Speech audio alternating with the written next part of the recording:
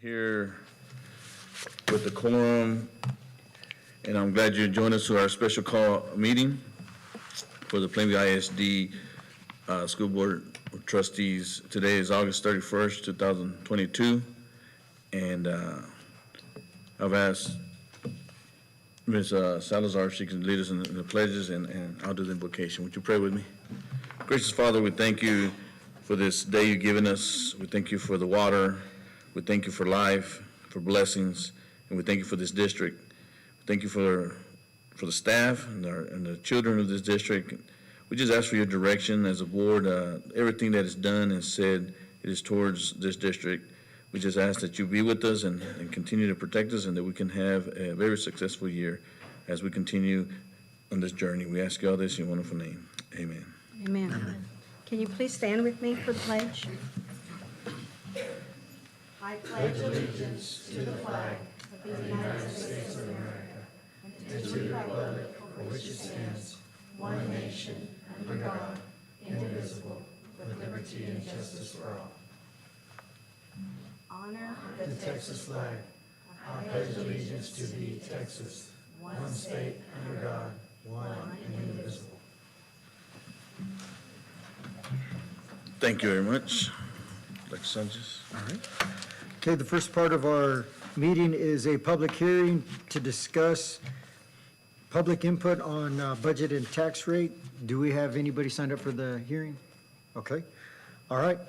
Moving forward, we have citizen comments. Do we have anyone signed up for citizen comments?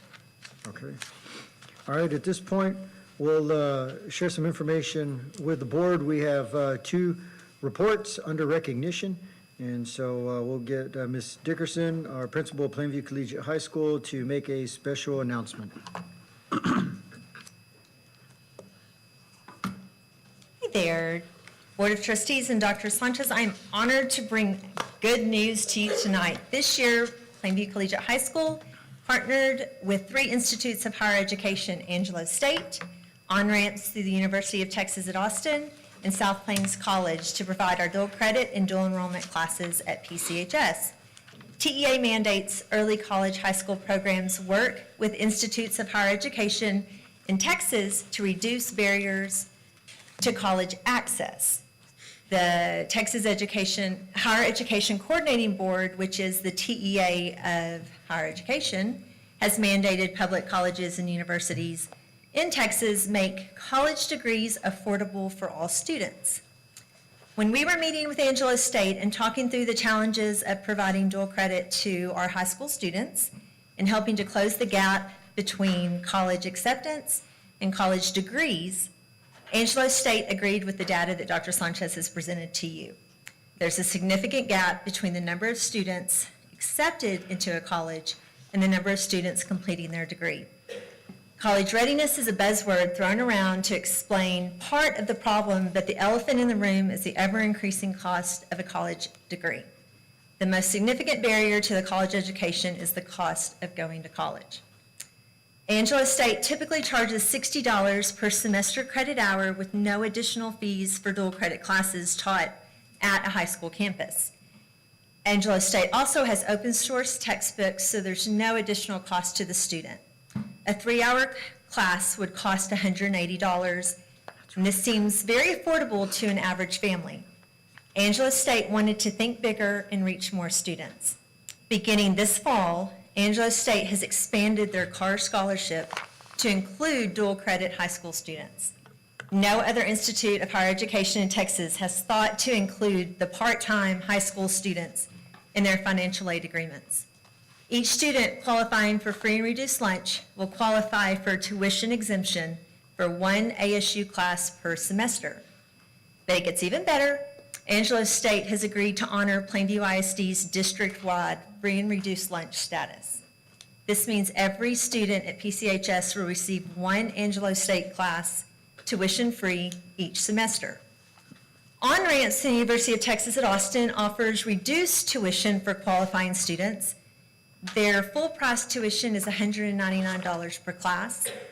Tuition for qualifying students is reduced to $99 per class. And to put this in perspective, PCHS is offering up to 13 hours of dual credit to 10th grade students and up to 4 hours of dual credit for 9th grade students. Our tuition costs this year for the fall and spring semesters would have been $58,608. Subtracting the cost of History 1301, 1302, and GS 1181, and recalculating our on-ramps tuition, PCHS tuition will be $25,368. This is a savings of $33,240 for the district. So Angelo State has taken a bold step to making higher education affordable and student-centered, and we are proud to partner with them in setting the standard of higher education in Texas. So if you have any questions, please let me know, but I am thrilled to tell you that, well, and Doris, that that huge amount of tuition I requested isn't going to be nearly that much. That is outstanding. A large part of my tuition at Angelo State was paid for by the Carte academic scholarship as well. I was a Carte scholar, and for Angelo State to take the bold move to expand it for high school students, I mean, that's impressive, and that's what everybody has been talking about, is the high cost of a higher education, and we're just very fortunate. I mean, Angelo State's president, I remember Ms. Bass was present, and I think other board members were present as well, but Angelo State's president, when we signed the agreement, came to visit us in person.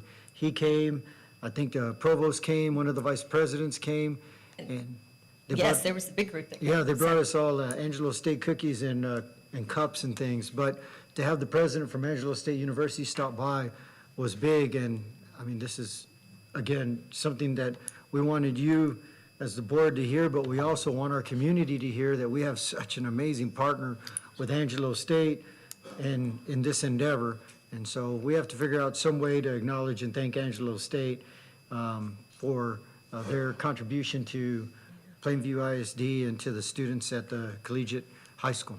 And I've been really impressed with the training they've provided to the adjunct professors. They came down for a whole day, met with the whole group of other adjunct professors throughout the state. They talked about problems, solutions, challenges, and gave them a full day of really intense and very good training. So all the Brandy Cook and Tyson came back so excited to not only be a part of Angelo State, but to teach their classes. So I was excited this year. So how many students are going to take advantage of this? 180. So we have 80, or 160, 80 in 9th grade, 80 in 10th grade. Awesome. Great. I'll take it. How many teachers do you have over there at the early college? 6 teachers, 2 are adjunct professors. So social studies, history, 1301, 1302 is Tyson Carthel, and Brandy Cook does dual credit PE and dual credit freshman seminar. And then Mr. Soder is also Mr. UT. Soder is on-ramps. He is not an adjunct professor, but he is the master instructor for college algebra, Algebra 2. And he works with a professor through UT to provide the college algebra instruction. So he does the day-to-day instruction, and then he works with a professor to design the test. And then chemistry is Chemistry is Miss Dawson, Ms. Dawson. and she is adjunct through South Plains this year. Oh, So we are thrilled. She's been fabulous. So excited to have her. thank you. Thank you. Thank you very much. We also, I believe, have a group of students from Plainview High School who will take a class at Plainview Collegiate, and it will be at no cost to their families either. So we're going to cover the cost for that course as well. We're not making them pay for it, as it'll be provided by one of our Plainview Collegiate instructors. So real excited about that. Okay, next we have ESSER 3, change to plan. So this will be Ms. Sanchez and Ms. Grimaldo.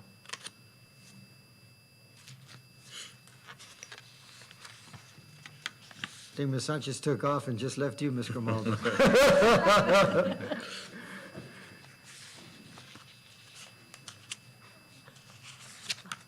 They'll find her eventually.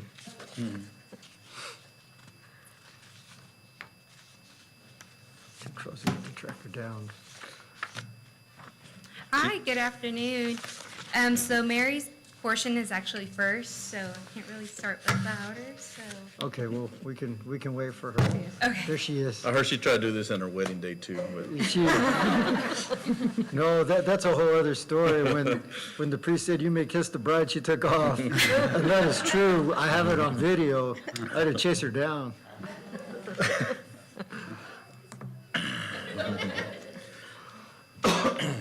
And we were just joking, I told her, don't start without me.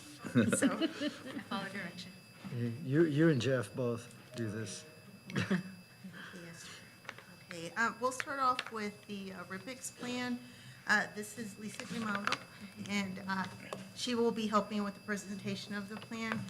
She helps with our federal programs, and so she'll be going through some of the information. I did want to just update you a little bit regarding what the return to in-person instruction and continuity of services plan is. Plainview ISD applied for the ESSER 3 federal funding grant, and the purpose of ESSER 3 is to help safely reopen and sustain the safe operation of schools and address the impact of the coronavirus pandemic on students and staff. The plan has to be reviewed every 6 months, and we do have to obtain community feedback. There are 10 areas that must be addressed in the plan. The correct wearing of masks, which of course in Texas, we have passed legislation directing that. Modifying facilities, hand washing, cleaning and maintaining healthy facilities, including ventilation, contact tracing, diagnostic and screening testing, efforts to provide vaccinations to school communities, appropriate accommodations for children with disabilities with respect to health and safety policies, coordination of state and local health officials, and a description of how the LEA will ensure continuity of services, including but not limited to services to address students' academic needs and students and staff social, emotional, mental health, and other needs. To make sure that the plan is available to the public, we are posting the plan on the district website in both Spanish and English, and a hard copy of the plan will be available in Spanish or English upon request. So I'll let Ms. Grimaldo go through the PowerPoint that she's prepared to provide you a little bit more information. This one. Okay, so as you can see here, this is our original plan that's been updated every the last board approved, this is the last board approved plan that was board approved February 22nd, 2022. So as Mary mentioned, every 6 months we do have to review this plan, and if there's any changes needed, we have to take it to the board and also to get stakeholder input, which is actually a new TEA requirement. So with that being said, this is the original one. And so, as Mary mentioned, so we sent out a survey, we sent it a variety of ways. We sent it through district email to all employees. Also, too, we posted it to the Plainview ISD website. And also, too, we posted it 4 to 5 times on Facebook, to the Plainview ISD Facebook page. That way we could get as many stakeholder input as possible. So, and these are actually the responses that we received. So as you could see, in the Spanish survey, we didn't receive any responses, but we did receive quite a bit for the English surveys. So as you can see here in the stakeholder input, we did actually reach a good number of stakeholders from each group, from families to school administration, teachers, principals, school leaders, school staff, and actually, to our surprise, we received a tribe member, so the more the merrier. So with the responses, we actually took that into consideration with the responses. So there was, from all the responses that we received, we went through each question to see how we can update or make changes to it. So one of the survey questions was, if any revisions are necessary, please listen below or contact school administration with further comments. And one of the survey responses was, backpacks and unnecessary items should not be allowed. They're extremely unsanitary and unsafe. So our proposed changes to the RIPIX plan is, as you can see in yellow, is original question is, will Plainview ISD be cleaning and maintaining healthy facilities, including ventilation? Our original answer was yes, but with that survey response, we decided to go ahead and add a little bit more detailed information, which we put, in addition, Plainview ISD has purchased air purifiers district-wide. So with this next slide, it will show all the number of district-wide air purifiers that we have put in each campus. There's a number of air purifiers in each campus. And North and Central and Elementary, as you can see, they actually already have built-in air purifiers. back in March when these were purchased, we actually purchased these with these COVID-19 school health grant, and the total amount expended was $186,135.88. That picture's a little blurry, but as you can see, that's the air purifier that's in each classroom. And in yellow, it's very small to see, but it could cover up to a room and how long it takes to purify a room. So another response that we received was that number 6 of our question, through 1 through 11, was number 6 does not make sense to me, but it may be accurate and just unclear to me. With Plainview ISD diagnosed and screen tested district. So with this response, we just changed the word, we changed the wording of the question, just so it could be more clear to everyone, which we, in yellow, it's will Plainview ISD screen district staff and students instead of the question before. So that was the only change to this question. The third change that we're making to the RIPIX plan is, with the third response, is the schools will not be providing vaccinations for the community unless we pair up with the health department or a clinic, which hasn't been discussed at this time. So as you could see, our original answer was yes, depending on availability of vaccines. And so with this, and also too, discussing with Dr. Sanchez, the answer, or the question, the new answer to this question would be no, Plainview ISD will provide external sources for vaccine administrating sites. And on this one, just for clarification, if you'll remember when COVID first hit, we did partner with the health department to provide an opportunity for high school students that had parent permission to get a vaccination. But at this point, those vaccinations are no longer available through the federal government free of charge. So now these are just like the flu shot. They're covered by your insurance if you have insurance, or otherwise covered through Medicare or Medicaid. And so we're not. So that's why we changed it to be in line with current practice. And so our last change that we're proposing to the RIPIX plan is a survey response being, do students need to bring water bottles from home, or will they be drinking from the water fountain again? And so our new answer would be, please contact your campus principal for further information. Each campus will have several fountains and stations located at their campus. And here we have pictured here an example of one of the water bottle / water fountains just at the campuses. And then that is the end of our And on slideshow. those, as you visit campuses, you'll see one kid with a water bottle filling it up and another one drinking from the fountain. And so at that point, we're not restricting access to the fountains if they want to use them. Our custodial staff does go through and clean them, but at that point, we're not restricting that to where if a student shows up and doesn't have a water bottle and the water fountain's right there and they're thirsty, we don't say, well, you can't get a drink of water. It's a parent's decision at that point. And so those were the changes that we discussed based on the feedback that we received. And we didn't feel it was practicable to remove students' ability to bring backpacks, since at the secondary level, they don't use lockers. So they wouldn't have any place to put their things. So we're requesting approval of the new RIPIX plan. And that'll be in a later item under business items. Does anyone have any questions regarding anything? Yeah, I got a question. So these water fountains that we're talking about now, are these available on all campuses? And are they in facilities like the athletic facilities as well? We actually have that. So I listed here with the help of maintenance. We actually have, we don't have the number of water fountains because we're assuming that there's plenty of water fountains in each campus. But with the new water bottle refilling stations, we have 12 at Central, 11 at North. We have 0 at South, which I'm assuming that that's still in the progress or hasn't been updated by maintenance. Plainview Intermediate has 3, Plainview Junior High has 4, Plainview High School has 1. And then Plainview Collegiate and Ash are in the progress, in the works of it. And that's just for the water bottle refilling stations, besides the regular water fountains. And with South, since that facility's being renovated, once they move, It'll that'll be have 'em. available It'll there. have It's 'em. just Hillcrest is an older facility at this point. So you said there's one available at the high school. Is there any plans on getting any more at the high school? Yes, sir, there are plans, but kind of like everybody else in this room, we're waiting for September 1. Okay. For the board to approve All the right. budget so that we can Becca's gonna strangle some people, so y'all be Becca. nice to her, because as soon as, it's like Black Friday, as soon as that day, as soon as September 1 hits, people start hitting send. So be kind to Becca, please, guys. But yes, there is intent to purchase more of those for the high school, and the one is downstairs in the newer section in the front.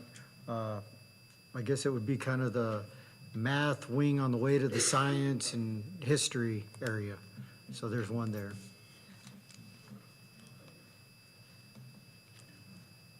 Any other questions? We don't know about the locker rooms, though, if are there water fountains still there? I would think. In the- Old days.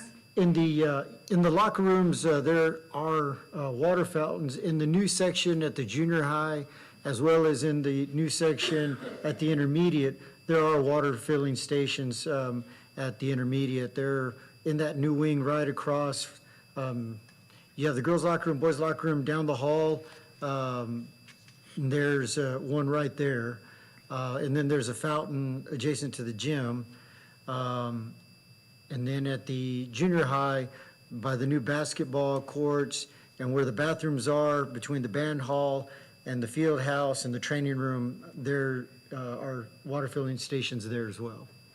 Does every water filling station has a fountain, or is just the water filling station? They're at combo, it's a. Oh, okay, so it's a all of them fountain have a combo. filling. And in the coaches, if they take students outside, they take the famous big orange cans with water and ice out there on the field, and they do that sometimes as well in the gym. If they have a long practice, they get the water cans out. Same thing if they're in the weight room or field house, they have access there. But that was something we put in about 3 years ago, is to make sure that if you're outside, there's always a water can with ice and water.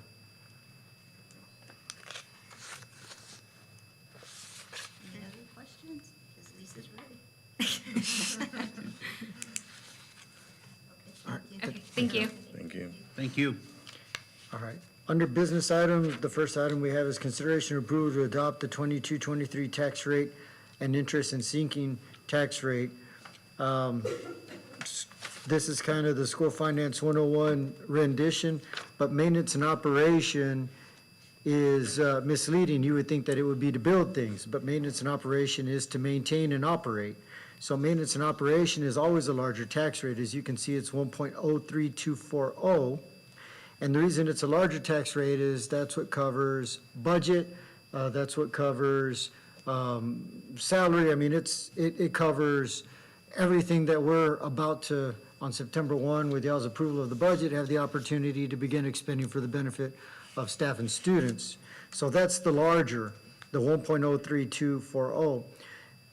The district did pass some years ago a tax ratification election. If the district hadn't, that rate would be even lower, it'd be further compressed. Now, the legislature, through House Bill 3, did compress the tax rate. It really should be somewhere around the neighborhood of 1.012 or 1.12, 1.14. That was what it began as. So as you can see, over the last so many years, the state legislature felt that because of the surplus it had in its fund balance, that they would compress the tax rate on the maintenance and operations side to give homeowners tax relief. It worked to a certain degree before inflation and everything else creeps in. One of the best analogies for the legislature compressing tax rates in government is somebody will always backfill no matter how much you compress it. What I mean by that is, even if they save you some money, somebody else is going to take it somewhere. And so sometimes it's another governmental entity. In many cases, it comes out to be your appraisal district. And so with the housing shortage, I don't know if y'all received the same notice I received, but my notice said that my property value increased substantially because of the housing shortage. And so the money that taxpayers saved on the compression of the maintenance and operation tax rate, even with a homestead exemption, was backfilled by the increase in your property value as assessed, not by Plainview ISD, but by the Hale County Appraisal District, which juxtaposes its values to local, national trends. So they take a look at the local market, and local for us isn't just Plainview, it's Lubbock and Amarillo, as well as national trends and national increases in costs of housing, replacing housing, and so on and so forth. So I just wanted to be, I sound terrible saying this, I wanted to be real clear with that, I hope that's clear. And so when people ask, well, you said that the tax rate was compressed, but I'm paying more taxes, again, the backfill isn't Plainview ISD. The state compressed it, the backfill is national trends, supply and demand economics, and the housing market. So that's the backfill. All you have to do is tell folks, when you got your property value, did you read that one section that said because of housing market trends and scarcity of housing, your property value has increased? So, on the second one, interest and sinking fund is exactly that. Interest, which is the interest we pay on any money that is borrowed through a bond program. And then, of course, sinking is investment, or what's been invested. So this is the interest in sinking. The sinking also is the principal that we're paying. So interest and principal, if you will. So sinking is misleading. It should actually be INP. So it's the interest and principal tax rate. You can see that's at 0.32230. The combined maintenance and operation and interest and sinking tax rates are the exact same as last year's tax rate. And so there will not be a difference if somebody were to take their tax bill from last year and their tax bill this year, and if they look at the tax rate, it'll be the same combined tax rate. So that's not an increase. Our proposal is to maintain the same combined maintenance and operation and interest and sinking tax rate. And Doris is here for the really tough questions. Well, very well said, Dr. Sanchez. Okay, today I'll present to you our final amendment on our general fund. And a final amendment, we have to make sure that we have to adjust the appropriations of every function and category to be compliant in TEA guidelines. This is to anticipate any costs, from now, and we pay bills up to September 30th, more likely, for this fiscal year. So this is just to make sure that there's neither a function that goes into a negative, by that time. So we have to watch that closely, and we need to make sure that we have sufficient balance, budget at the end. And this is just something that I had talked to you about. This is the expenditures of this year, and this is an estimate of overall at this point, which we have 13% that actually was facility construction, and 14% that was ESSER funded payroll, and 48% that was payroll, general operations payroll. 25% is non-payroll costs for this year. This is our adopted budget that we're proposing at the moment.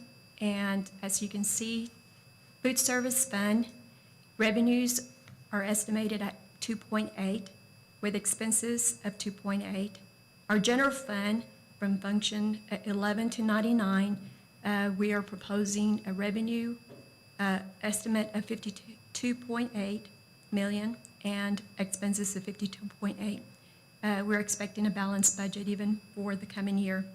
Interest in seeking is our revenues are 4.4 million, and our expenses will be the same. And this is to bond payments. And actually, I wanted to emphasize there is a debt service, function 71. In the past, we had actually a vehicle lease at previous years. This year, due to GASB 87, we're having to move expenses for our copier lease and our postage. It's on function 71. So you'll be seeing a cost there, and it's just because of our lease on those machines. So basically what GASB is a government accounting standards, and so it basically tells us how we have to build a budget. So now the government wants us to pull out anything that we don't own. So we don't own the copy machines, we lease them. So we have to show it as debt, because each month, we're paying for something that'll never be ours. The copy machine will never be ours because we lease it. So GASB couches that as a debt service payment, whereas in the past, it wasn't a debt service payment, we just, it was something that we used, and so it fell within different functions, if it was office or instructional or campus. So that was a change they wanted, was to pull that out to show that we don't own the copy machines and we never will, and so it is a reoccurring debt that will never pay off, because we'll need the copy machines. Exactly. We don't have any vehicles leased, do No, No. our vehicle leases. Has been paid. Have been paid. We paid all the police vehicles were the ones in the Suburban. And this is the allocations of our budget for this coming year.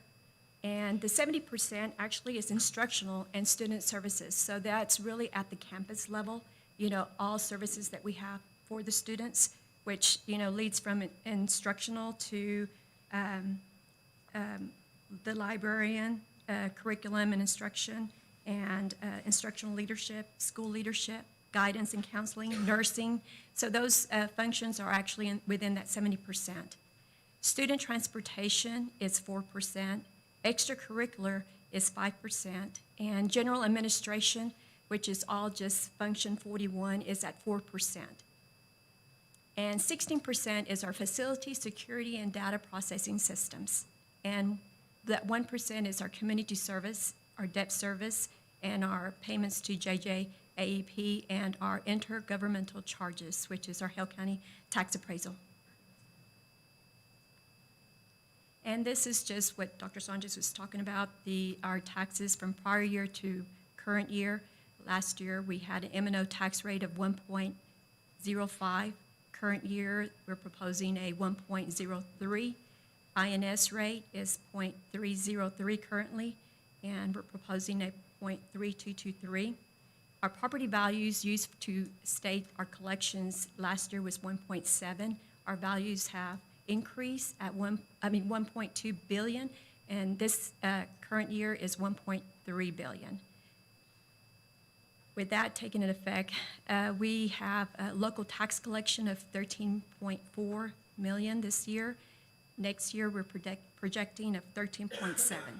Our INS tax rate this year collection is 3.8.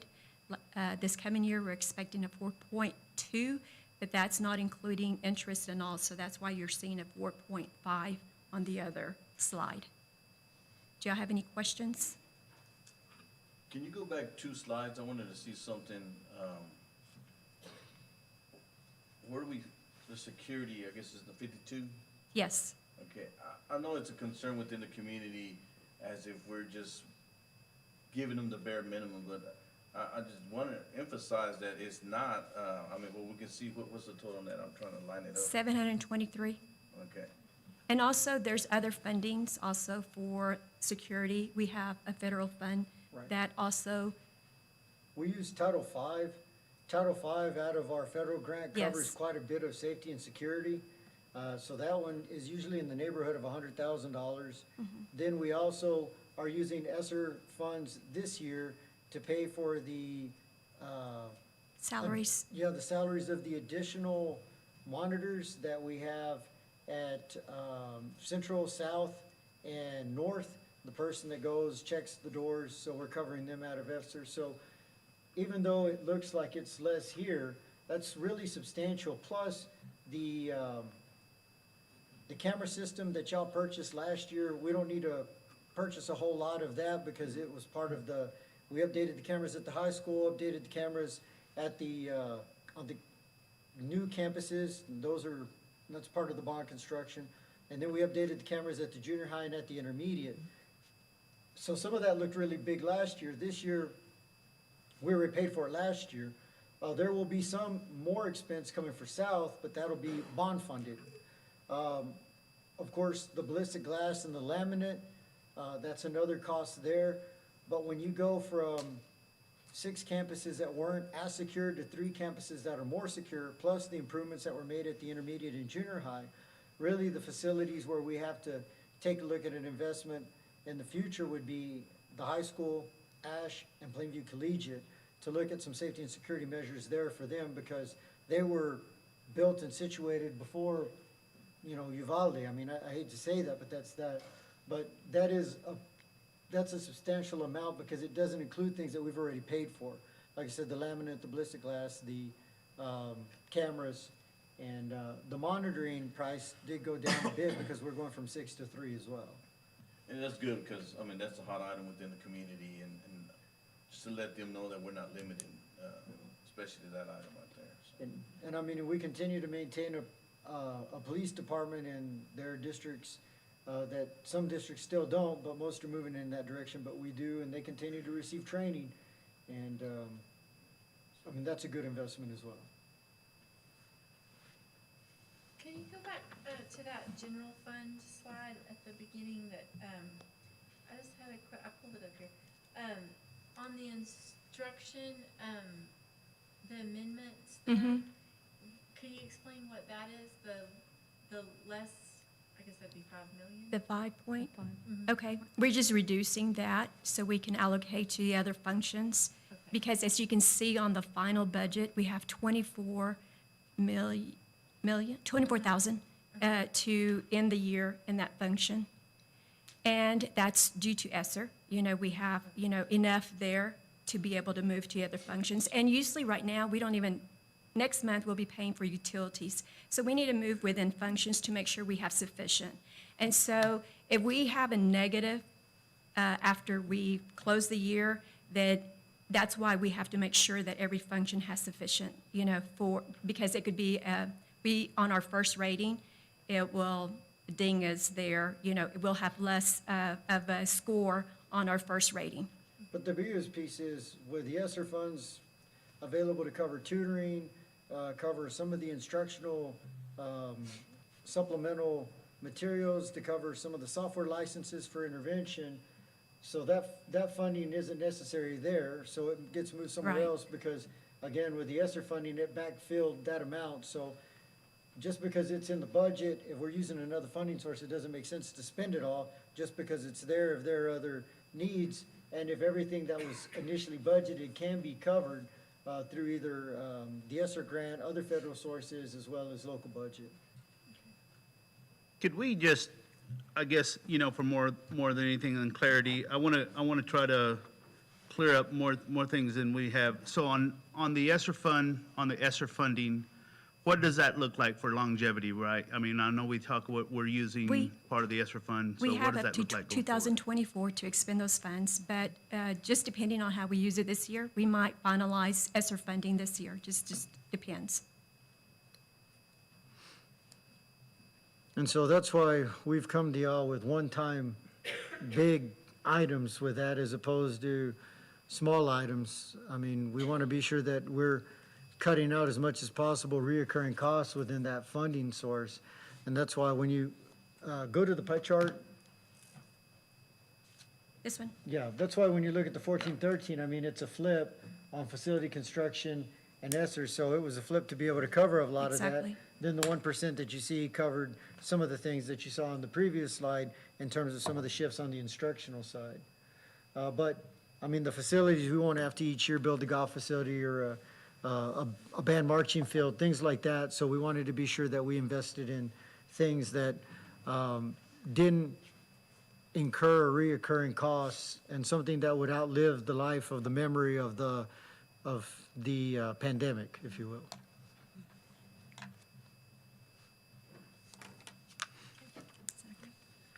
All right.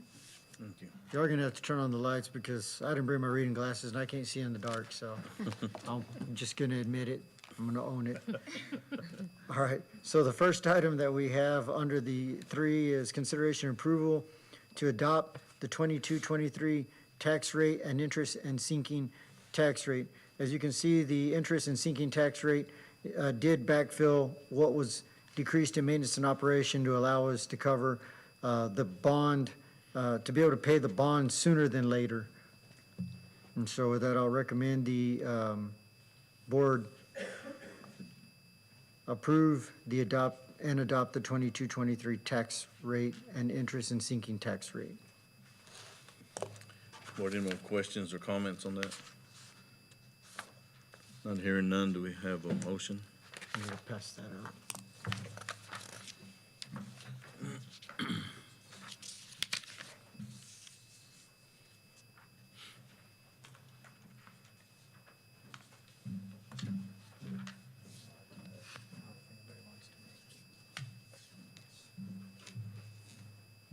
The legislature requires very specific language in making the motion, so I just want to be clear, I'm not telling anybody what to say. This is the legislature, this is how they want it stated when the motion is made.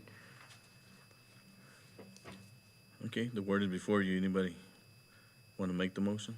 Mr. President, I make a motion that we approve to adopt 22-23 tax rate and INS tax rate. This tax rate will increase taxes for maintenance and operations more than last year's tax rate. The tax rate will effectively be decreased by 3.0% and will decrease taxes for maintenance and operations on a 100,000 home by approximately $19.30. Okay, got a motion by Angela Garza. Got a second I'll second.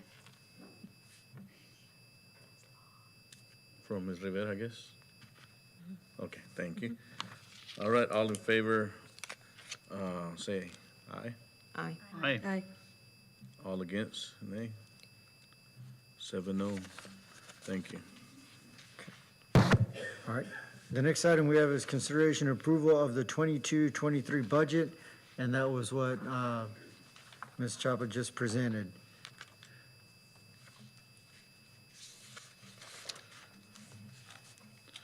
Board, any more questions or comments on that? Is that number 2, correct? Yes, sir, it's number 2. If not, make motion to consider and approve of the 2022-2023 budget as presented. I move to approve the 2022-23 school year physical budget as presented. Thank you, Ms. Bass. I hear a second. Mr. President, I'll second. Thank you, Ms. Salazar. All in favor? Got a motion and a second. All in favor, say aye. Aye. Aye. All against? Thank you. 7-0. The third in this series is consideration and approval of the final budget amendment, and that was what you saw in the third slide, or the first slide, yeah. Board, any questions, comments on that one? If not, well, I have a motion to consider and approve the final budget amendment for 2021-2022. Mr. President, I move that we approve the final budget amendment for 21-22. Thank you, Ms. De La Garza. I hear a second. Second. I heard Ms. Salazar, thank you. Got a motion and a second. All in favor, say aye. Aye. Aye. All against? Say nay. Okay, 7-0. Thank you. Next we have is approval of the changes and updates to the ESSER 3 RIPICS, and that was the presentation done by Ms. Sanchez and Ms. Grimaldo. Board, any questions? Guess the question's already asked, right? So do we hear a motion to approve the changes and updates to ESSER 3 and the RIPICS as presented? I move to approve the changes and updates to ESSER 3 RIPICS as presented. Thank you, Ms. Bass. Do I hear a second? Second. Thank you, Ms. Salazar. Got a motion and a second. All in favor, say aye. Aye. Aye. Aye. Okay, I think that's 7-0. Thank you. Next, we have consideration to approve the contract over $50,000, the Education Service Center, Region 17, Lubbock, Texas, for a total cost of $136,098.50 for 17 contracts. And you can see the contracts in your packet, with the largest amount going to access to instructional resources. And so, let me pull that up. basically accountability, compliance, e-grant management, counseling solution group, district and campus leadership, data management, shared service arrangement for adult ed has no cost, human resource employment application, Lone Star purchasing, COVID-19 public health workforce, cooperative memorandum of understanding, business services, Texas student data system, data collection, student finance, student accounting services, curriculum, gifted and talented services, Texas Central Knowledge and Skills Resource Systems, and cybersecurity services, and then network infrastructure and technology services. You can see the amounts, and you can see which incur no cost. The largest, of course, is data management and curriculum, and the TEACS resource. And on this one, the different directors who work in these areas meet, they review the services that are provided, they make a decision based on the quality of the services that were provided the year before, and they make a recommendation to continue those services. So my understanding is that they felt that the services that they received last year were good, so there is no deletion from the previous year's services in any of the areas. So with that, I will recommend that the board, on behalf of the administration, approve the contract over $50,000 for the Education Service Center Region 17. No additions of the contracts? No, Or the sir. Same. Okay. Same as last year then? Yes, sir, same as last year. All right, board, any questions, comments pertaining to these contracts? If not, I move that, I need a motion to consider to approve the contracts over 50,000 from the CSC, Region 17, Lubbock, Texas. Do you hear a motion? Mr. President, I make a motion, we approve the service center contract for Region 17 over $50,000. Thank you, Ms. Salazar. Do I hear a second? I'll second. I'll second. Thank you, Ms. Rivera. Got a motion and a second. All in favor, say aye. Aye. Aye. All opposed, 7-0. Thank you.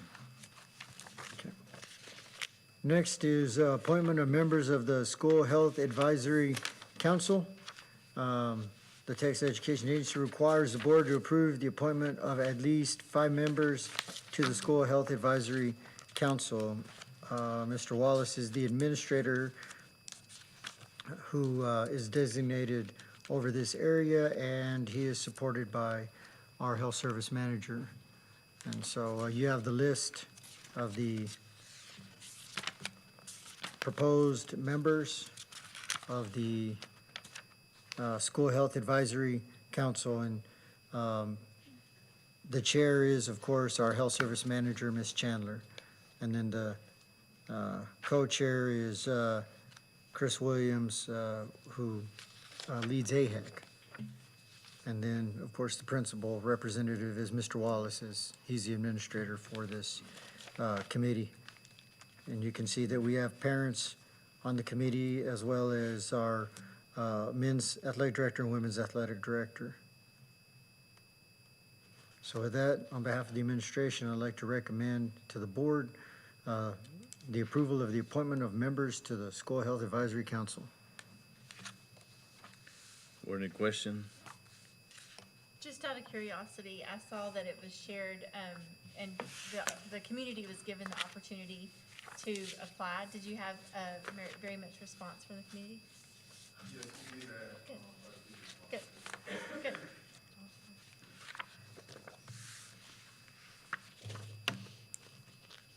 Any more questions? 16, the magic number. Mr. Wallace?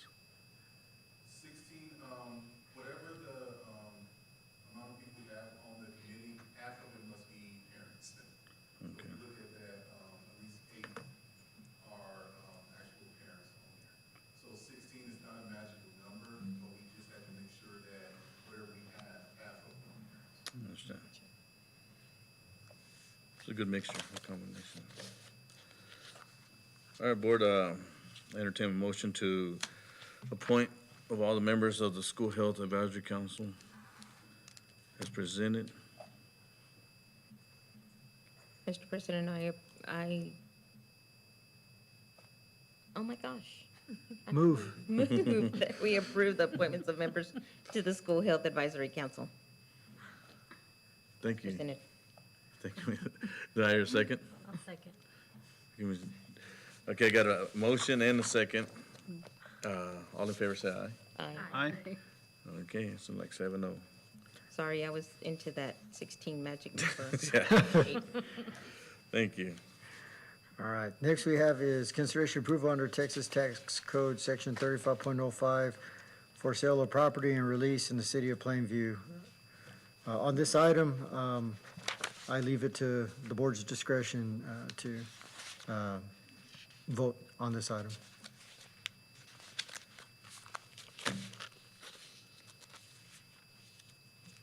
Okay, board, any questions on this? I think we have the letter before. Yes. Okay. Everybody have time to read that? I think we also received it maybe during this week.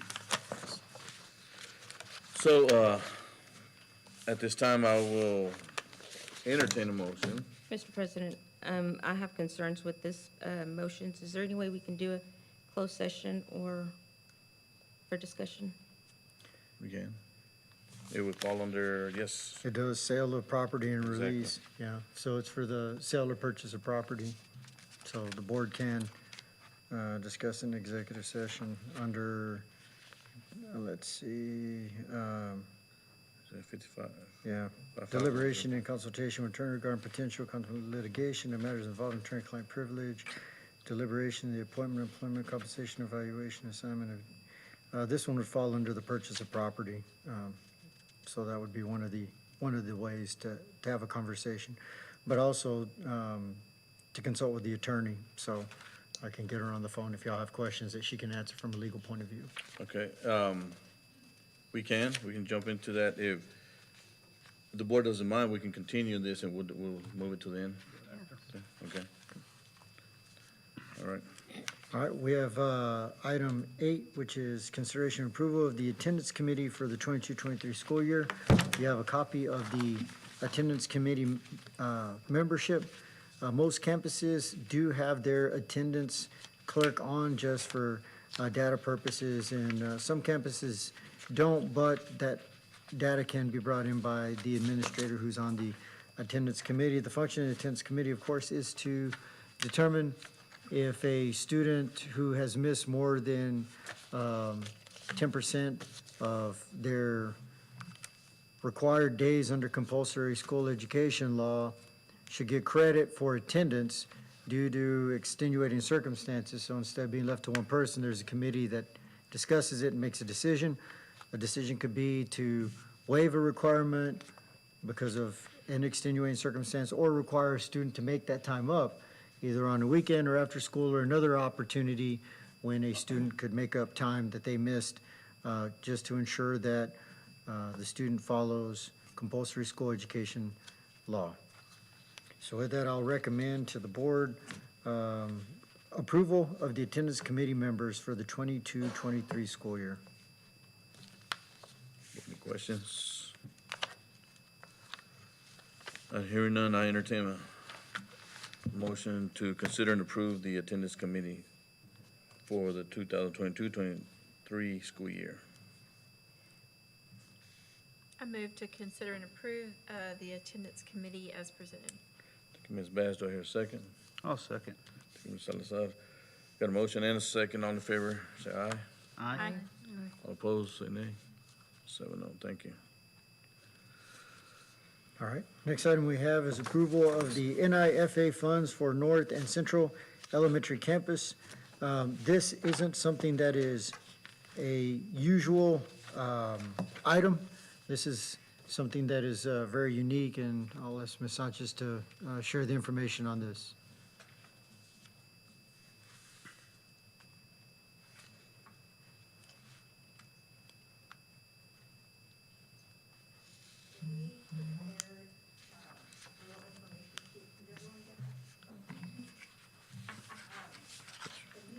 Grant is the new instructional facility allotment program, and it was enacted by Senate Bill 4 in 1999 for public school districts. It helps provide for operational expenses such as the cost of equipping and furnishing new campuses associated with the opening of a new instructional facility, and is available to public school districts that construct new instructional facilities that meet the requirement set forth in statute and rules. A newly constructed instructional facility is a new instructional campus built from the ground up. Nifa funds cannot be used for additions to or renovations of an existing campus.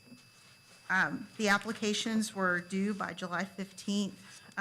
In working with the finance department, we always work as a unit, and we always support each other. And so together, Mr. Trujillo had noticed that there was a grant from 1999. So we did some digging to see if it was actually something that was still available. And what we found is that two of our campuses, both North and Central, qualified for this. And what the government does is it provides for the first school year in which students occupy a new instructional facility, a district is entitled to an allotment of $1,000 for each student in average daily attendance at the facility. For the second school year in which the students occupy that instructional facility, a district is entitled to an allotment of $1,000 for each additional student in average daily attendance at the facility.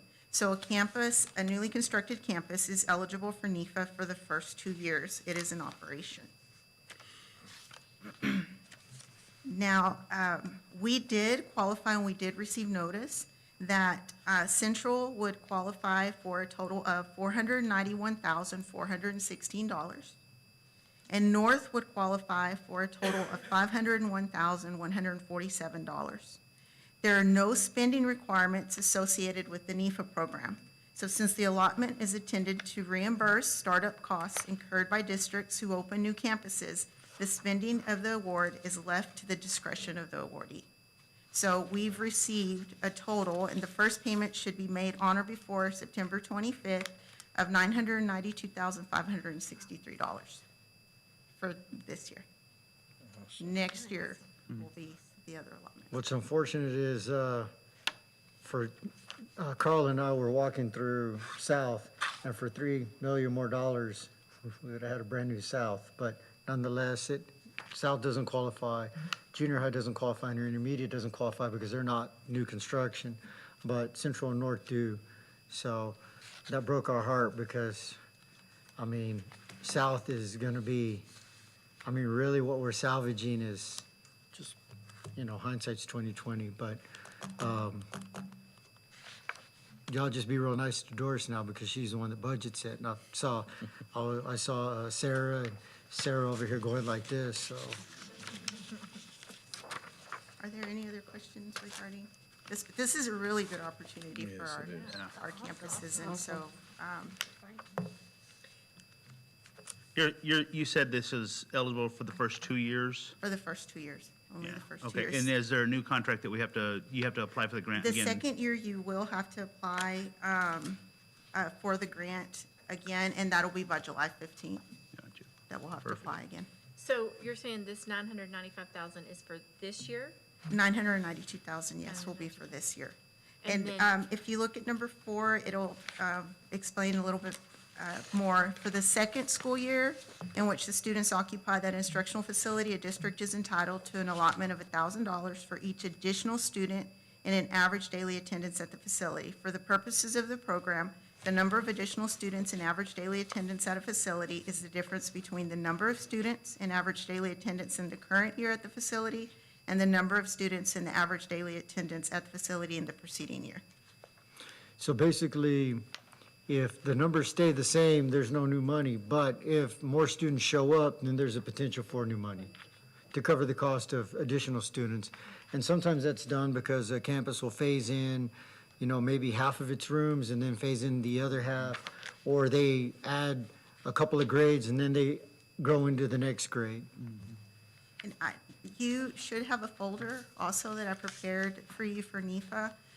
It is part of the Foundation of School Fund.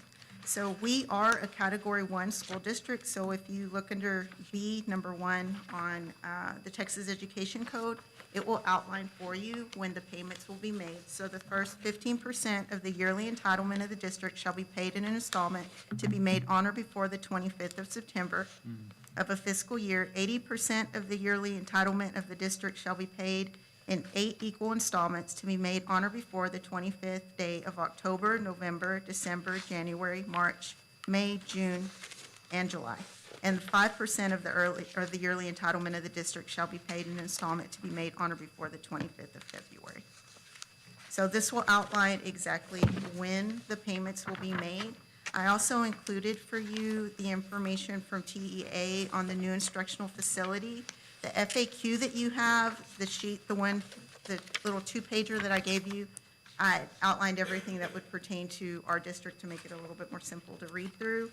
And then I also provided for you a copy of the submission of the grants for both and the allotment that the state has stated that we both qualified for. And we qualified for this on the 25th of August. So with that, I'd like to recommend that the board accept the partial, or accept the approval of Nifa funds for North and Central Elementary campuses. Any questions, comments? Oh, this is awesome. Yes. Thank you all. Thanks very much. Yeah, Yes, Great thank- job. very good. Thank you, Mary. All right, board, intend a motion to approve the NIFA funds for North and Central Elementary campuses. Mr. President, I recommend, I make a motion that we approve the NIMPA funds for the North and Central Elementary campuses as presented. Thank you, Ms. I hear a second. I'll second. Thank you, Ms. Rivera. I got a motion and a second. All in favor, say aye. Aye. All right. I'm not gonna, we're all for it, right? Free money, thank you. Again, thank you, Mary, and your team for it. It's always good to find monies. That was a good one. That was a Very good one. good. Next one we have is partial award recommendation, new practice golf facility. If you remember at the last board meeting, we brought part of the project, so we're bringing another part. This one on August 18, 2022, the board awarded partial list of vendors to perform sub-trades to construct a new practice golf facility. Administration was in the process of evaluating 2 other trades that were submitted. So the administration recommends awarding building, erection, and spray foam installation portion of this project to Texas Roofing Division, Plainview, Texas. The building erection sub-trade award is $14,450, and the spray foam installation portion award is $31,809. Total award for this vendor is $46,259. The total award for the submitted sub-trades to date is $254,951. We still are looking for interior plumbing and door frames. So we'll continue to look at our options, and we'll bring something to y'all here soon. But with that, I'd like to recommend Texas Roofing Division Plainview for the erection and spray form portion of the project. Board, any questions? What's the three items that we're still needing? Yes, sir, we still need interior elevation, sub-trade, which would handle wall, ceiling, framing, sheetrock, tape, bed float, texture and paint, plumbing, and then the door frame elevations. So they're looking at a timeline here, I mean, once it's approved, I mean, construction will happen, right? I mean, so they're looking at any delays that we know of ahead of time? The only delay that we would have would be the wet dirt, because the first part of it is the dirt work. But effective tomorrow, they'll be released to begin dirt work and concrete work. We already have the building on site, so as soon as the plumbing's laid in, any of the electrical conduits laid in, and the concrete pads poured, then Texas Roofing Division, if approved by you, would begin putting the building together. And so at this point, the only delay we would anticipate is if we don't come up with a solution for the sub-trades that remain. But we do have a couple solutions that we're considering, so we feel that that'll all take place. Do we know, is this like a composite roof, metal roof? What kind of roof? It's metal roof. It's a metal building, so it's a metal roof. and the roof insulation will be spray foamed underneath. So the building is there, but it didn't have, the roof wasn't, Well, everything's there, it's just this company puts it all together. It's weird, they're called Texas Roofing Division, but they do metal building assembly as well. they And just need to assemble it then. yes, yeah, they'll assemble it. It's kind of like a fancy erector set. It's a bolt together one, not a weld together. So they just have to follow the plans and hopefully it's not leaning, that they follow it right. But if I put it together, it might be leaning. But the company, Carl did go out and do reference checks, and he did look at a building that they put together to verify that they could do the job, and he reported back to us that he felt that, based off the references that he got, based off the building he saw and the owner of the building, they felt that the company did a good job on it. And this price is substantially lower than what the next closest vendor offered.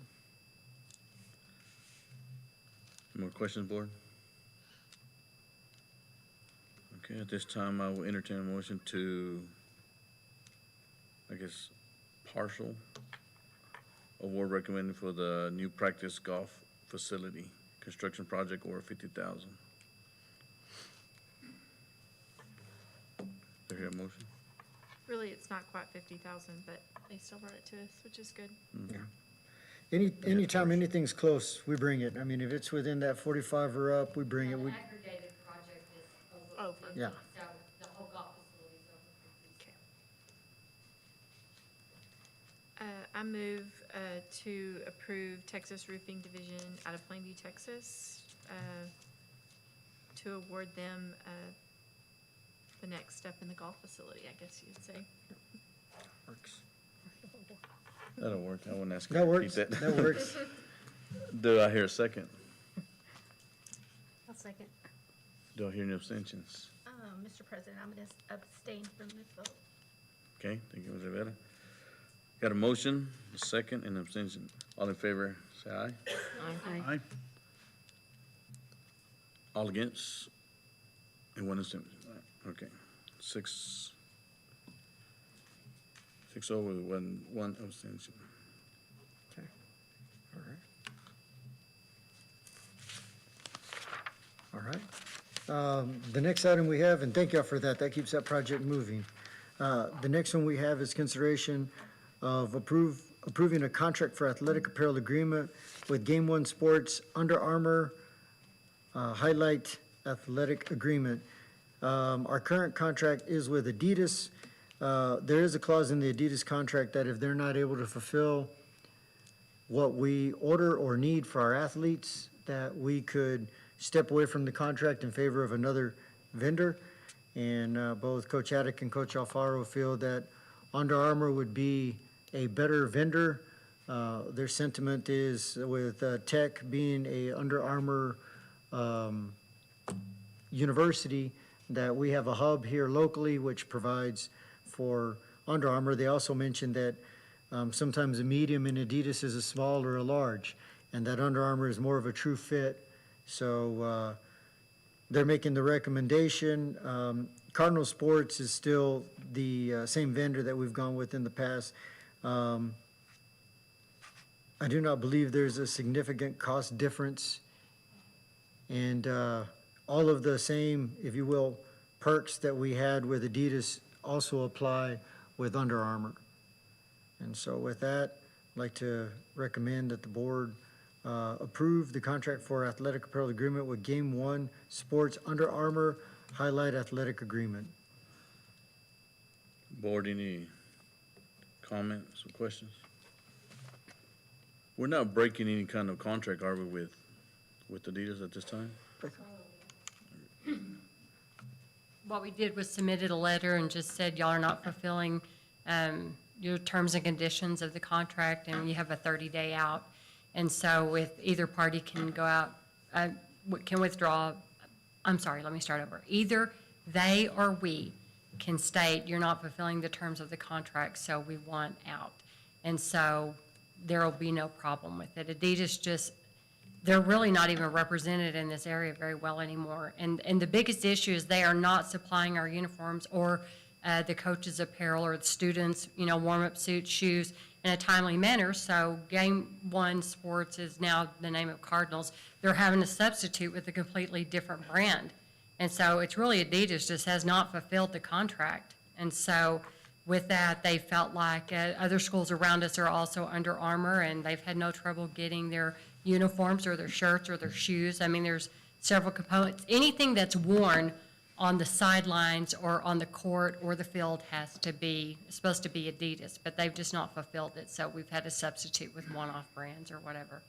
Right, And no, so, and I can speak from that. I mean, our poor tennis team showed up with different tops and different bottoms with different logos and different fits, and it looked really bad. And we ordered warm-ups, and half of them showed up, the other half didn't show up. So we had bottoms but didn't have tops, and it's not been easy working with them. and since we're still going through Cardinals, I did talk to our rep, I think the guys did too, Coach Haddock and Coach Alfaro, and they assured us they would be just as much a part of breaking the contract, by switching from Adidas to Under Armour. They said it would not be an issue.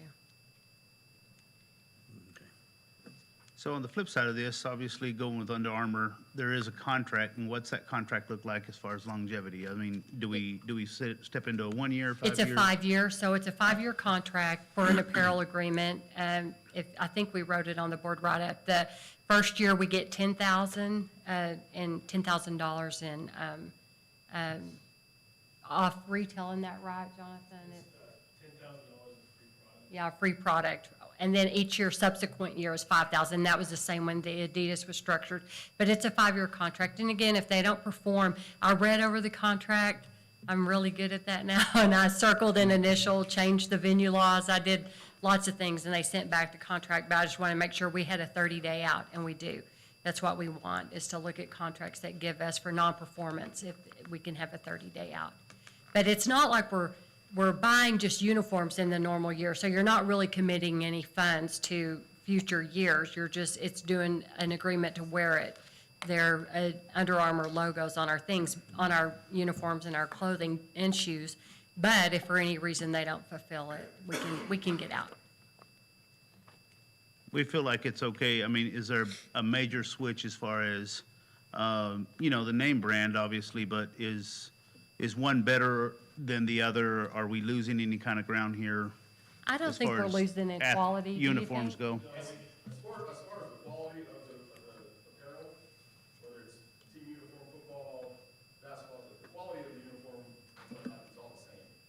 Not much of a difference in it. It's just us being able to get the equipment and things of that nature in a timely manner. And we're also allowed to wear our current uniforms. Right now, we have a 3-year rotation for athletic uniforms.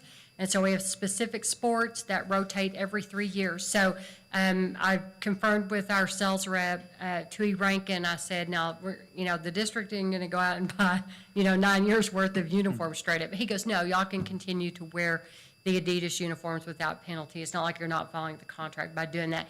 And then as the rotations come up, that's when we'll replace the athletic uniforms. But they are on a 3-year rotation.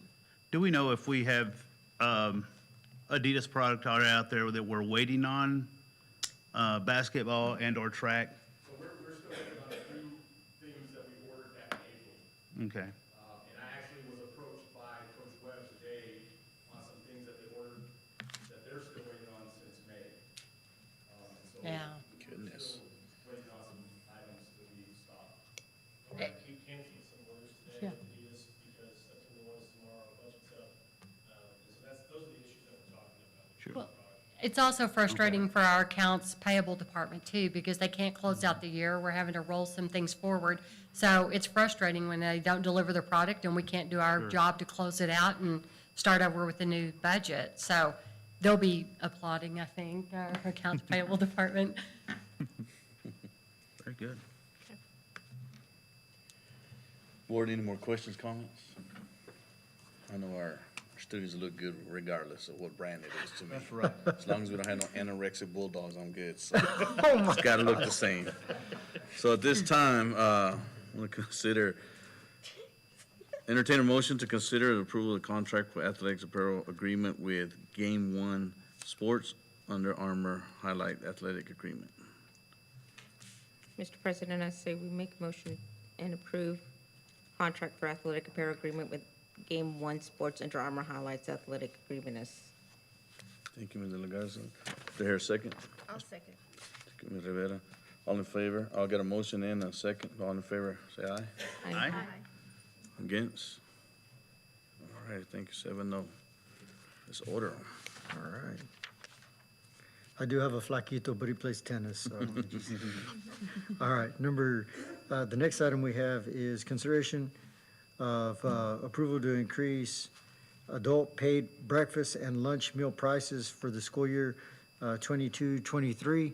And I'll ask Mr. Marin to just give y'all a brief explanation of why that adjustment is necessary. As you're approaching, I meant the Bulldog, not the Bulldog players. Oh, well, just saying, a little Just a skinny guy, messing with you, Adam, a little skinny guy. We need to go ahead and feed them some chicharrones is what we have to do. I need you, man, I meant the something. logo. Okay, so the reason that we're recommending approval for the adult meal pricing, we do this on a yearly basis to ensure that the federal funds that we receive for the National School Lunch Program that we have is used to safeguard the meals for the children. So the school district has the option to go ahead and also provide meals for adults, whether they work for the district or they're visiting the district, the campuses. With this, they can choose to give them the meal or, just charge the adults that visit or the employees that are there. So with this, we will have to cover it with our fund balance and really need to make sure that we do that. So with this, it's just making sure that their adults are, paying the meal and making sure that the district is also being in compliance to ensure that federal funds are not used to cover those meals that are being purchased by adults or by employees. So what I did is there's a calculator that's been sent to us by the state, by TDA, USDA, and what they do is they allow us to input what we charge for the current meals, for the breakfast for the children or the students, and the lunches. And so we go in and input our numbers, and then we get what would be something compliant with the state to ensure that we stay within that parameter of ensuring that we cover enough the cost of the meals. So what we're proposing is, for example, let's see here, I'm sorry. For the breakfast, it's $277 for adult meals. And for the lunch, we're looking at, I'm sorry, my phone is not working. Here we go. $387 for the school year. So right now, we're just kind of looking at probably about from last year to this year, about a 8-cent increase from last year to this year on that breakfast and the lunch. And again, that is, sometimes you have teachers that instead of making lunch or going out somewhere, they just get a lunch that's a student lunch, and that's the price they pay. So that's what that is, and we need y'all's approval for that. Otherwise, without your approval, if we keep last year's rates, we would have to make up the difference out of the funds that we receive to provide student nutrition, but then we would be out of compliance because we can't use those funds for the purpose of paying for people other than students. So this is to make sure that we stay in compliance. So with that, I'll recommend to the board that you approve the increase to adult paid lunch and breakfast meal prices for the school year 22-23.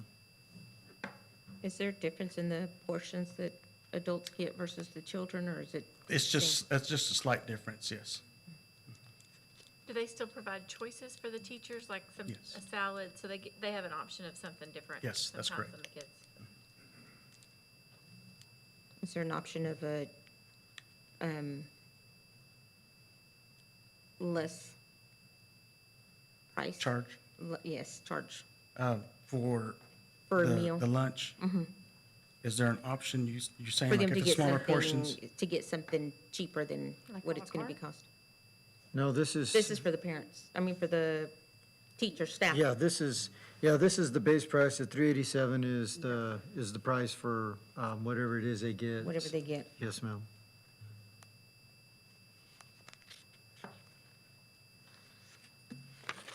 Any more questions, board? Any grants out there for teacher, staff meals? I'm sorry? Any grants out there for staff meals? Well, we can look, but we're not aware.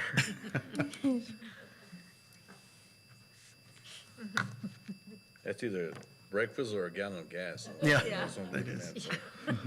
Okay. All right, board, then, no more questions.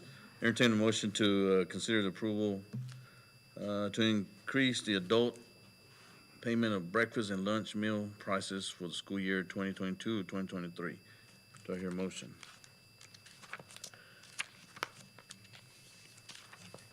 Also move. Thank you, Ms. Bass. Do I hear a second? I'll second. Thank you, Ms. Salazar. Got a motion and a second. All in favor, say aye. Aye. All opposed? Okay, 6-0, thank you. Thank you. 7-0, sorry. All right, the next item we have is also part of SFE, consideration to approve to increase the à la carte menu pricing at the Education Center for school year 22-23. So you can see the lunch pricing would move to $8.50, breakfast $7.75, salad $6.25, and dessert would be $3.75. I'll let Mr. Modine explain the rationale behind the price change. So with this, of course, at the Education Center, they actually served a different type of meal. It's actually what a restaurant-style meal that would be served versus what we serve at the school. So it'd be almost like a catering type of meal that we serve. So everything that we receive here, that's what they'll be serving at the, here at the Education Center. And in looking at the price that we were charging, we were actually really not making, we weren't even, making even with what we were charging. So this is the prices that were recommended to cover the cost for the product that we were going to be using, because we actually use a better product for the Education Center versus the schools. In doing that, it's because of the less restrictions that. Yes, ma'am, that's that y'all correct. get over here versus Yes. the restrictions we have for the students. What are That's those right. prices again? It's right here. $8.50 for lunch, $7.75 Is for that breakfast. every day over here? Yes, ma'am. Breakfast and lunch? Well, there's days where Marcus has to cater to the schools and he can't make a meal, so Okay. he may have to close up the cafeteria for a day and then come back and do. He may do breakfast in the morning and no lunch, or Is there any way they could provide those meals, like if, say, Central wanted to place an order for, if there were enough teachers, say there was 15 teachers that would like to have the meal that was also provided here, could they deliver that to those teachers around the campus? I would have to speak with SFE to see if that would be possible. I'm sure that we could do something, but, Just kind of as a perk, yes. but, so that all the teachers could, maybe even if it was just a day or two a week or something, could get, because I mean, it's good food. Yes. I don't know, it might be something to think about or Yes. listen to. We can Yes, we could talk. do that. Yeah, no, we can absolutely talk to them about that, and, I mean, most of the folks that take advantage of the meal here are, I mean, we have really hardworking people, and they come, eat, and then they get back to work, and a lot of them are our admin assistants and the finance department. I mean, they finance, HR, and our admin assistants take advantage of it. You don't have to get in the car and drive anywhere, so they just walk over here, and Marcus does a good job in making the meal, but I don't see any reason why, if we asked them if they were to take an order early enough, that, I mean, we just have to see about the delivery part of it, Yes. but, I mean, I think, I don't know, Do y'all have to have a head count of what he's gonna cook? Like, Yeah, Yes, he does yes. every morning, he Yes. asks. it'd be good for teachers to leave the campus, they get 45 minutes, drive across, eat, get away from that noise. That's also an option, yes. Because he has to place his order on Monday to receive all the products for the week that he plans his menu, and then he places his order on Monday. But we also get a head count on a daily basis to know what, know how who's much to going to make. eat. Yeah, he does. He sends an email out to everybody in the education center. Some people reply directly back to him, and some people reply to everyone. I won't name any names, but reply to everyone, and we're like, oh, I know what he's gonna eat today. So, I don't see any reason why we couldn't ask them if they do that. Maybe the staff can drive out here. Yeah, I mean, they could drive over here, and it's quiet, you know. I it's- know, I'm told at my work that I need to take a lunch and leave the building. I never do. I sit there and work through lunch, but Come hang out with the finance and HR department over here. Yeah. Yeah, And those that would are be larger portions. So if you Right, get a hamburger, right. it's a It's a hamburger, hamburger, and yeah. yes. I just think that might be an added perk that we could provide for the other campuses Okay. too, because it's good food, so. Yes, it is. We'll report back to y'all on that in our September meeting, but again, I don't see why they wouldn't. I mean, it's good for them too, so. If they're back there cooking and there are people that want it, I don't see why that would be an issue. Thank you, sir. Any more questions, comments? All righty, then I'll entertain a motion to consider and approve to increase the à la carte menu pricing at the Education Center for school year 2022 and 2023. Mr. President, I make a motion that we approve to increase the à la carte menu pricing at the Education Center for the school year 22-23. Got a motion to hear second? I'll second. Thank you. I got a motion and a second. All in favor, say aye. Aye. Aye. All against? 7-0. Thank you. All right. The last item for action prior to the executive session item would be consensus agenda, which is just, we don't have anything on consensus agenda. We're good there. All we have is a board report, which doesn't require action, but it is a $17,478.96 Lubbock Economic Development Alliance grant. So, Ms. Straley.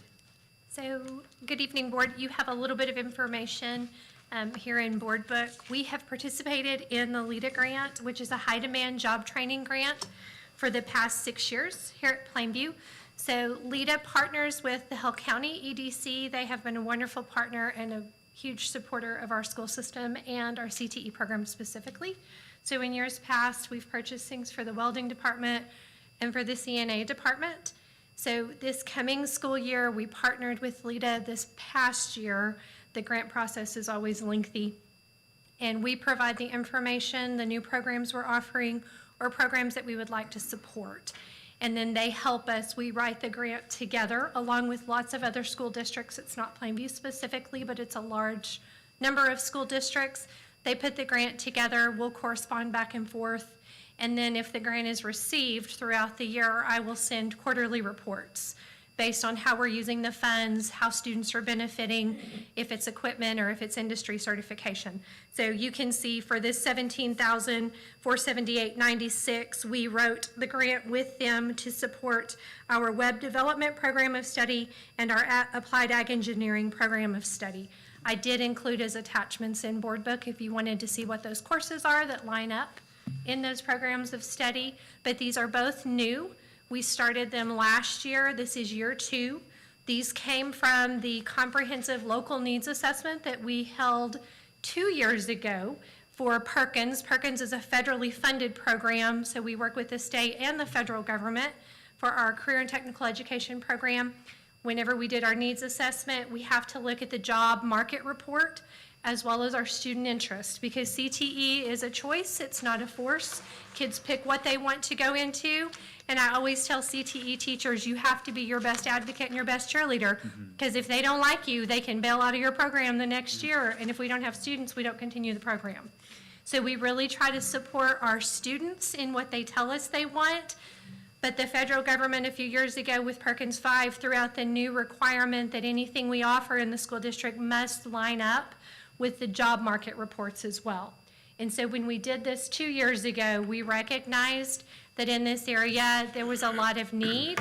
High income, high wage, high demand is what they call it on those reports for web development and cybersecurity. So based on the community that came together, that committee said this is something we would like to offer. We put it into play last year. The program is continuing to grow, so we've offered the level 1. This year we're offering the level 2. And so this money is going to go to supply the industry-based certification software and licenses that we now need for this program of study. Anything we offer in the CTE department, we try to have stackable credentials so that every course they take, we're either providing job skills or we're actually providing industry-based certifications, the IBC that you hear me say, that is good out in the marketplace once they graduate.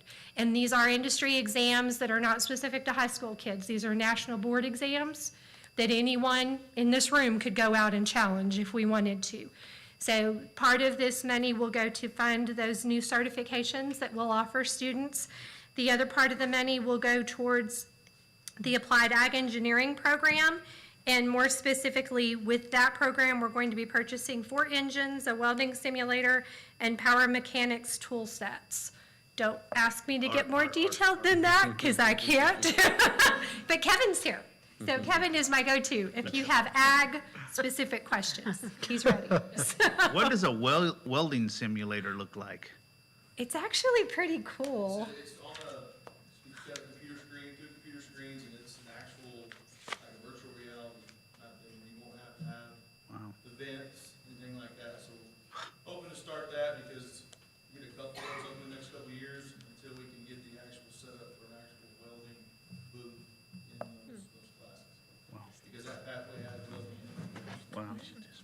This was a new one that we began last year because we had such interest in our welding program due to equipment and facility needs. I mean, you're very stuck with, if it's 20 bays, it's 20 bays, and that's what you have to offer. So this program allows us to teach welding skills, but they're embedded in other coursework. So what we talk to the 8th graders coming into high school is, if you're interested in welding, but that's not the only thing you want to do, ag engineering might be a better pathway because you'll learn carpentry, electrical work, plumbing, welding. They do some concrete work. You get exposure to a wide variety of construction skills versus if you're in welding, that's all you do. Is welding all day or the entire period for every course you take in that program. Ag engineering is going to give you the engines, the carpentry, the plumbing, the electrical work. You're going to get to see lots of other things, including rebuilding engines, and then it gets into level 3 is power systems, and so you're getting into big machinery, and we've talked about partnering with Western Implement in the new business park when they hit their senior level class, and that'll be practicum work, where you do coursework in the class, but then you also go out into the field, and you would do coursework on the big heavy machinery. Possibly a few years ago, some of you may remember, it's been more than a few, probably 5 years ago now, we had a couple of kids that did the John Deere partnership where they go off Corsicana, and then there's a place in Oklahoma. If you get the dealership to sponsor you, they'll pay for you to go and do, it's a 1.5 to 2 year program through Deere, and then they guarantee you a job when you come back. My brother-in-law did this. He's had an amazing career through this program, and so I have seen what it can do for families long-term. And we did have a few kids a couple years ago when Ray Lee was still in business. They partnered with us, but it is something that I have talked to Mr. Leffler about at Western Implement once we get this program back up and going, that could be a long-term kind of vision goal for us. So there's the information. We just wanted you to make you aware that we had received it, and we're going to be doing some great things for kids this coming school year. Awesome. Any questions? All right, thank you. Okay. All right.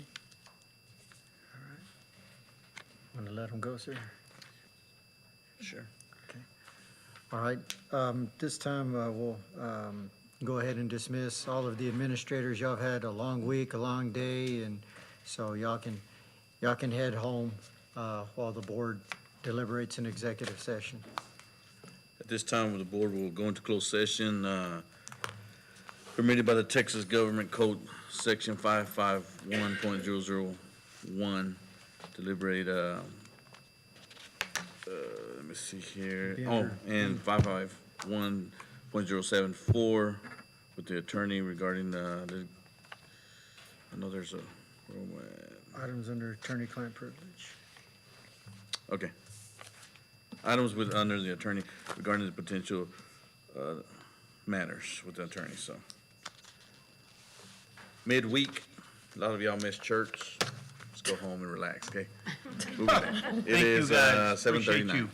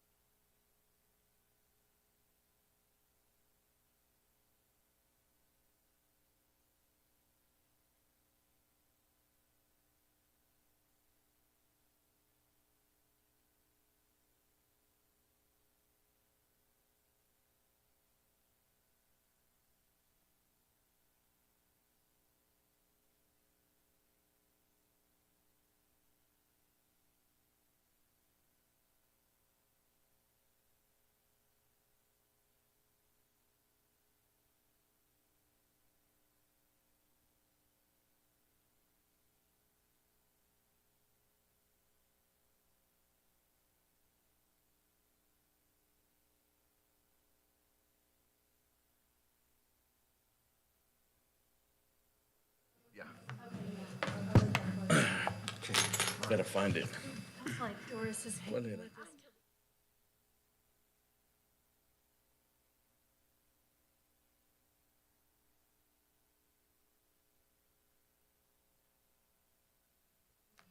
I don't even know what I did here.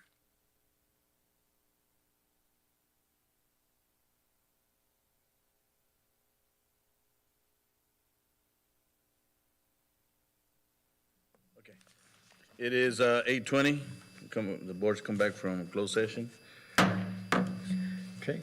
We have item 7, and so on behalf of the administration, I'll make a recommendation that the board release the property that is listed and allow that to be sold in the city of Plainview. Board in more. Any questions or comments?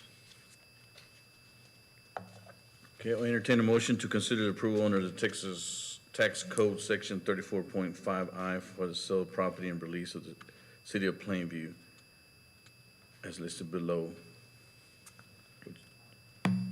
With a total of $10. Proceeds, total of $10 that will be divided amongst the taxing entities based on the value of the state. Do I hear a motion?